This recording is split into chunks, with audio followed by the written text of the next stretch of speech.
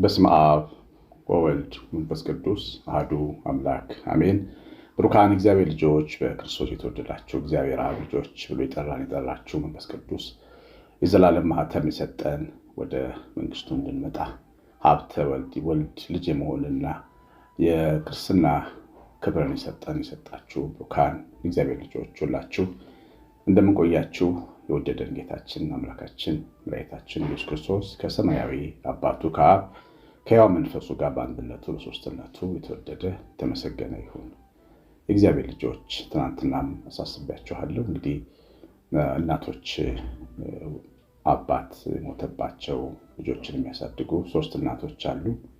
4 ነበሩ። ትናንትና ወዲያ አንዲት እህት አንደኛዋን ቤተሰብ ወስዳለች። እነዚህም አንዳንድ ቤተሰብ በተለያየ ዓለም ያላችሁ አንድ ቤተሰብ ቢያግዝ በአመት እስከ 50 ሺህ ብር ሚኒመም መስጠት የሚችል ቤተሰብ ይህን ቤተሰብ ያግዛል ማለት ነው። 0911401380 ስልኬ ላይ አሳውቁ። ጊዜ ፈቅድ በዚያ ቢጾም ይህንን ቤተሰብ 400 እናረድሳለን። እስካሁን 322 አካባቢ ደርሰናል። እግዚአብሔር ጋር እኔ እናደርጋለን። እግዚአብሔር ባርካችሁ እግዚአብሔር ልጆች።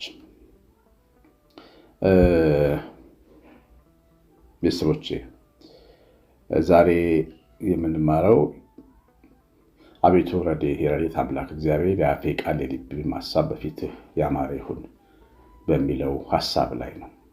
የዳዊት መዝሙር 19ኛው መዝሙር እንደዚሁ ቁጥር 14 ላይ ይገኛል ቃሉ።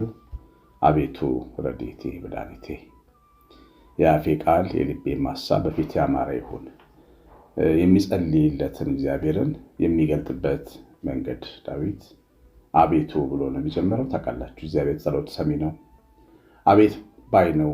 ሰው ሲጠራው አቤት የሚል ነው። አቤት ላለ ማለት ምክንያት የሌለው ነው። ሁልጊዜ ታውቃላችሁ ደግነትና ፍቅር ሁሉ ታዛዥ ነው። ደግ ሰው ታውቃላችሁ በጣም የዋሰው ስትጠሩት አቤት የሚል ሰው በህይወታችሁ ያታችሁ የምታውቁ ከሆነ ትንሹ ምሳሌ ነው ያ። እግዚአብሔር እጅግ መልካም ስለሆነ ሁልጊዜ አቤት ባይ ነው። ሰሚ ነው። ያው መልስ አሰጣጡ ሊለያይ ይችላል እንጂ እግዚአብሔር ግን ጸሎትን ሰሚ ነው። እግዚአብሔር ግን መከራን፣ ግፍን ሰሚ ነው። እግዚአብሔር መገፋትን፣ የልብን ጩኸት ሰሚ ነው። ሹክታችንን ሰሚ ነው። እንባችንን ሰሚ ነው እና አንተ አቤት የምትል ሆይ አንተ አቤት የምትል እግዚአብሔር ሆይ ረድኤቴ ነህ፣ ረዳት ነህ ማለት ብቻ አይደለም። ረድኤት ረዳት ከመሆን የበለጠ ነው። ረዳትና በረከት ማለት ነው ረድኤት ማለት እና እግዚአብሔር ረድኤት የሆናቸው በጣም ብዙ ሰዎች አሉ በየቤት። እግዚአብሔር ረዳቱ የሆነ በልቡም የላይኛው መንገድ የሚያስብ ምስጉን ነው የሚላቸው አይነት ሰዎች በሄዱበት በእያንዳንዱ ጫማቸው እግዚአብሔር እንደሚረዳቸው የሚያውቁ ሰዎች አሉ።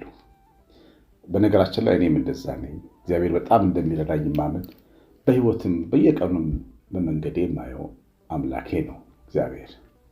እግዚአብሔር ረድኤት የሆነለት ሰው በሚራመድበት ጎዳና ሁሉ አብሮት የሚያገኘው ነው።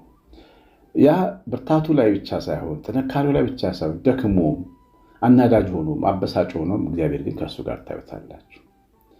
የሰማይ መልክ እንደማይለወጥ የእግዚአብሔር መልክ አይለወጥም። ይኸውላችሁ ቀና ብላችሁ ስታዩ ሰማይና ደመናን ታያላችሁ። ደመና መልኩ ይቀያየራል። ንፋስ ያመጣዋል፣ ንፋስ ይወስደዋል። ፀሐይ ያቀልጠዋል፣ ዝናብ ያደርገዋል። ደግሞ በአንዳንድ ጊዜ ደግሞ ሲበረታ ደግሞ ሰማይን ከድኖ ይታያል። ግን የደመና ጥንካሬ ከተወሰነ ሰዓት በኋላ አይገኝም። እኛ ሰዎች እንደ ደመና ነን። አብሮን ያለው እግዚአብሔር ግን እንደ ሰማይ ነው። የሰማይ መልክ ግን ያው ሰማይ ነው። መልኩ አይለወጥም። ሰማያዊ ነው። ሁልጊዜ ጸጥታ ነው ያለው። የእግዚአብሔር አብሮን ያለው አምላካችን የረድኤታችን እግዚአብሔር መገኘት ሳይለወጥ እንደዚሁ አንድ አይነት ነው። ረድኤታችን ነው እግዚአብሔር ጠዋትና ማታ በመንገዳችን፣ በኑሯችን፣ በልጆቻችን፣ በአምልኳችን፣ በስራችን፣ በረፍታችን፣ በመኝታችን በሁሉም መንገድ ላይ አብሮን ቆሞ ነው ያለው። ስለዚህም እኛ በሕይወት ኖርን። ስለዚህም እኛ አደግን። ስለዚህ እኛ ጎለመስን። ስለዚህም እኛ ሸመገልን። ስለዚህም እኛ ወለድን፣ ስለዚህም እኛ ልጆቻችንን ዳርን፣ ስለዚህም እኛ የልጆቻችንን ልጆች አየን። እግዚአብሔር እኔ ስለሆነ የምንሰራው ተባረከ፣ የምንዘራውን አጨድን፣ የምንነግድን አተረፍን፣ ተምረን ተመረቅን፣ ህልማችንን ኖርን። ለምን? እግዚአብሔር ረድኤታችን ስለሆነ። እግዚአብሔር አቤት የሚለን ሰሚ ደግሞም የሚረዳ ረዳት ነው። ክብር ምስጋና ይገባዋል። ባል ሚስትን እንደሚያግዝ ሚስት ባሏን እንደምታግዝ አይደለም። ከዛም በላይ እግዚአብሔር ጽኑ ረድኤት ነው ለሰው ልጅ። አቤቱ ረድኤቴ ሲል ዳዊት በዘመኑ ከልጅነቱ ዘመን ጀምሮ ከሕፃንነቱ ዘመን ጀምሮ ስላየው ነው። በእውነት ዓይኖቻችሁ ተከፍተው እግዚአብሔርን ለማየት ያብቃችሁ። እግዚአብሔር አጠገባችሁ ቆሞ ሲያስገርማችሁ ነው የሚኖረው። በጣም የሚገርመን ደግሞ ከእኛ ጋር መሆኑ ነው። ለምን? ከእኛ ጋር እንዳለ ሳናምን ይኖር ነው። እግዚአብሔርን ሩቅ አድርገን ይኖር ነው። ሰማይ ሰማያት ላይ አስቀምጠነው ይኖር ነው። የቅርብ አምላክ ነው ብለን አላሰብንም፣ አልተነገረንም ወይ አልሰማንም።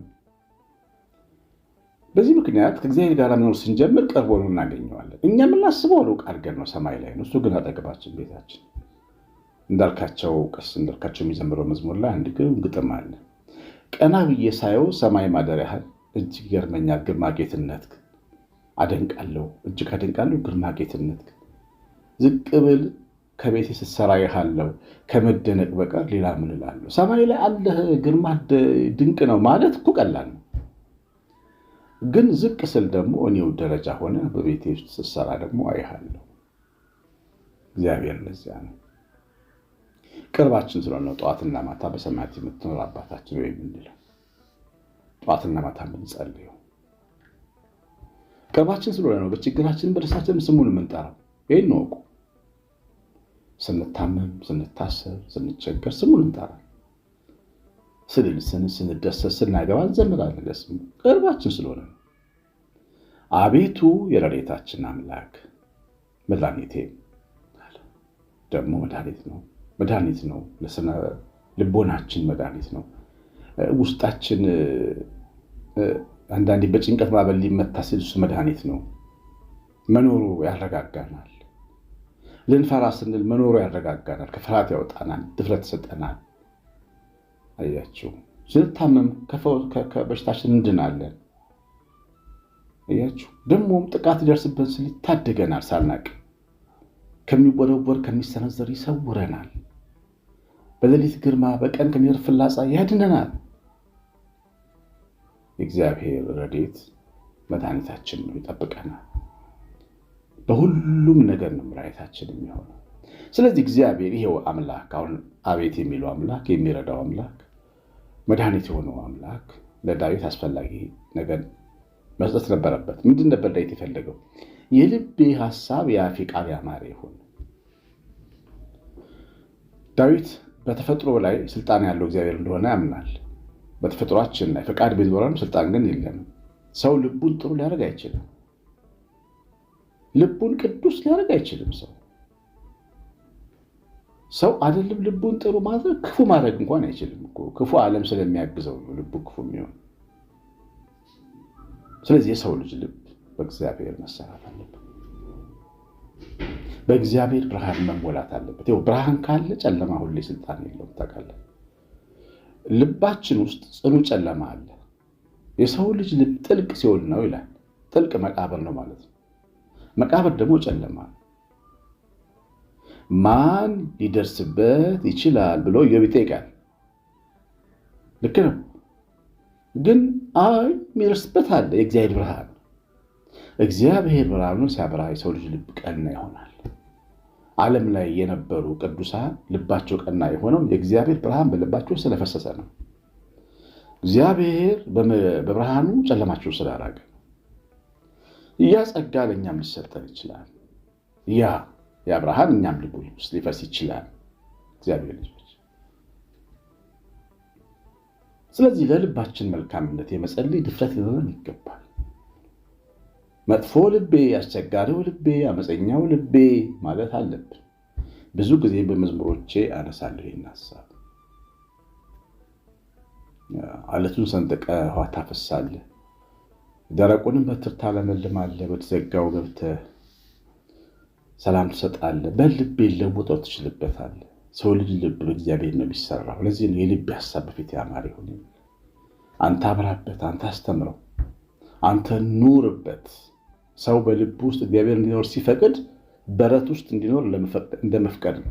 እንደ ቤተልሔም ገበሬዎች ማለት ነው።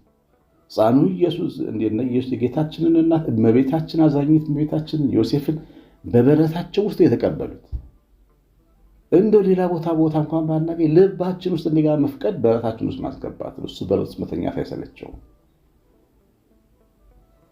እግዚአብሔር ልጅ ከዛ ሰው ሲገኝ በረት ይቀየራል። መቼም ነገርን ከእግዚአብሔር ቃል ጋር ማስተዋል የምስጢር ነገር የለም። ቤተልሔም ለብዙ ጊዜ ሄጃለሁ። ከአንድ 15 ጊዜ ሄጃለሁ ማለት ይችላል። ቤተልሔም ጌታ የተወለደበት ቦታ በጣም ይገርመኝ። እዛ አካባቢ ሲሄድ ድሮ የዛሬ 2000 ዓመት አካባቢ አይምሮዬ ውስጥ ስዕል አመጣለሁ። የዛሬ 2000 ዓመት አካባቢ ያ ኮረኮንች የተሞላ የሽታ ፍግ የሞላበት በረት ነበረ እና ድሆች የሚሰበሰቡበት የኔ ቢጤዎች የሚተኙበት አካባቢ ነበረ። የኢየሩሳሌም ቤተ መቅደስ የሚሰዉ በጎች ከተማው ስለሚጠባቸው የሚሰማሩበትና የሚያድሩበት በግ የሚሸት አየር ያለው መንደር ነበር። ቤተልሔም 12 ኪሎ ሜትር ነው ከመቅደሱ፣ ቅርብ ነው። በዛ አካባቢ ራሴን እና ጌታን አየዋለሁ። እዛ ቦታ ላይ በዛ ቆሻሻ በሆነ ቦታ ላይ ነው የኛ ጌታ የኛ ብርሃን የተወለደው። ያ ቦታ ግን ቆሻሻ ሆኖ አልቀር። አሁን ደግሞ ብታዩት ልዩ ቦታ ነው። በአማሩ ድንጋዮች ተሰርተዋል፣ በእብነበረድ ድንጋዮች ተሰርተዋል። ውስጡ በወርቅ ተለብጠዋል። ብዙ ቅዱሳን ከዓለም ዙሪያ እየመጡ ይጎበኙታል። ብዙ ብሩካን ሰዎች ጎንበስ እያሉ ሰግደው ቅባ ቅዱስ ተቀብተው ይመጣሉ። ጌታ የገባበት ያ መጥፎ የሚከረፋው ስፍራ የቅባ ቅዱስና የሽቶ መኖሪያ ሆነዋል። የልቤ ሐሳብ ይመስል ልቤ ውስጥ ግባ ሲል ዳዊት ልቡ ውስጥ ሲገባ ጌታ ሽቶ እንደሚወጣ ከልቡ ያውቃል። ታሪኩ እንደሚለወጥ ያውቃል። እግዚአብሔር ይጎብኛችሁ፣ ልባችሁ ውስጥ ይግባ። ቤተሰቦች የናዝሬቱ ኢየሱስ ልባችሁ ውስጥ ይግባ። ሕፃኑ ኢየሱስ በጎን የታረደው ኢየሱስ ልባችሁ ውስጥ ከእናቱ ጋር ይግባ። አያችሁ፣ የሰው ልጅ ልብ ይፈወሳል። ልብ ሲፈወስ ደግሞ ቃል ይፈወሳል፣ ንግግር ይፈወሳል። ሰው በልቡ ተርፎ የሞላው በአፉ ይገለጣል እንደተባለ ልባችን ውስጥ ያለው ሐሳብ ሲቀደስ ቃላችን ይቀደስ። ስለዚህ ሁልጊዜ ወደ ልባችን እንዲገባ መጸለይ ያለብን። አሁን የጸሎት ሰዓት ነው። አብይ ጾም መጥቷል። ከሚቀጥለው ሰኞ ጀምሮ እንጾማለን። ልቤ ውስጥ ግባ የሚል ርዕስ ይዛችሁ ጸልዩ። እግዚአብሔር ልጆች፣ የጸሎት ርዕሶቻችን በሚታየው ነገር ላይ ብቻ እንዳይሆኑ በጥልቅ መንፈሳዊ ነገራችን ላይ ዳዊትን አያችሁት። የልቤም ሐሳብ የአፌም ቃል ይመር፣ ሰው እንዳላስቀይም፣ ሰው እንዳይከፋው በእኔ ንግግር፣ ሚስቴ እንዳትቀየም፣ ባሌ እንዳይቀየም፣ ልጆቼ እንዳይከፋቸው በእኔ ንግግር፣ የሥራ ባልደረቦቼ እንዳይበሳጩብኝ፣ እብድ ናት እብድ ነው እንዳይሉኝ፣ ይሄማ የክርስቶስ የክርስቲያን አይደለም እንዳልባል እንዳላስነቅፍ አምላኬ አንደበቴ ልቤ ይቀደስ ማለት ትልቅ ጸሎት። የሰው ልጅ ልቡና አንደበቱ ከሰው ጋር የሚያኖረው ከእግዚአብሔር ጋር ብቻ አይደለም፣ ከሰው ጋር የሚያኖረው አንደበታችን ነው። ከሰው ጋር የሚያኖረው መልካም ንግግራችን፣ ቅን ንግግራችን ስናበላሸውም በዚያ ልክ ጠላት እናበዛለን። በቃላችን እንጠመዳለን። አንደበት እሳት ነው፣ እሳት እናያይዛለን። ከቀናን ደግሞ የፍቅር እሳት እናቀጣጥላለን። ጫካ የሚበላ የፍቅር እሳት ከአፋችን ሊወጣ ይችላል። ሁሉ እንዲወደን ያደርገናል። ሕፃናት እንዲወዱን፣ ትልቆች እንዲወዱን፣ ሽማግሌዎች እንዲወዱን ያደርገናል። መልካም ንግግራችን፣ ቅን ሀሳባችን። ግን ይሄ ውስጠኛው ክፍል መፈወስ አለበት። ብርሃኑ ክርስቶስ ልባችን ውስጥ ሲገባ ጨለማ መውጣት አለበት። ዝም ብሎ አይደለም። ይሄ ክፉ ንግግር ካፋችን የሚወጣው ንግግር ልባችን ውስጥ ያለ ነው። ይሄን ልብ ይዘን ነው ቤተክርስቲያን ደርሰን የምንመጣው። እንዴት በአንደበታችን እግዚአብሔርን ባርከን ወንድማችን ሰድበን አይሆንም። ቤተክርስቲያን ስንሄድ ይወላል በመጀመሪያ ልቤ ለውጠው ቀድሰው ማለት ያስፈልጋል። ቀድስልኝ ማለት ያስፈልጋል። የዳዊት ጥያቄ ነበር። አቤት የሚል አምላክ፣ የሚረዳ አምላክ፣ ፈዋሽ መድኃኒት የሆነ አምላክ እንዳለ ከላይ አይተናል። ይሰማል፣ ይሰራል። የዳዊት መዝሙር የዳዊት ቃል ነው። ዳዊት የልቡን መቀደስ በመዝሙሮቹ እናውቃለን። እግዚአብሔር ሰምቶታል። ድንቅ ዝማሬዎችን ዘምሯል። የሰውን ልብ የሚያቀና ለሺህ ዓመታት ሰዎችን እየሰራ ያለ ቃል ከአፉ ወጥቷል። እግዚአብሔር ልቡን ስለፈወሰለት ነው የሆነው። ልባችን ሲፈወስ ካፋችን የሚወጣው ቃል ለቤታችን ብቻ ሳይሆን ለትውልድ ሊጠቅም ይሆናል። የሰማኑን በልቦናችን ጻፍልን። እግዚአብሔር ቸርነት የእናታችን ቤታችን ረድኤት በረከት ይምላል ጥበቃ አብሮ ሊሆን። የእናቶችን ማሳሰቢያ አትርሱ። 09114380 ኮሜንትና ላይክ ማድረግ አትተው። እግዚአብሔር ባርካችሁ። ቄስ አሸናፊ ገብረማርያም ነኝ። ሰላም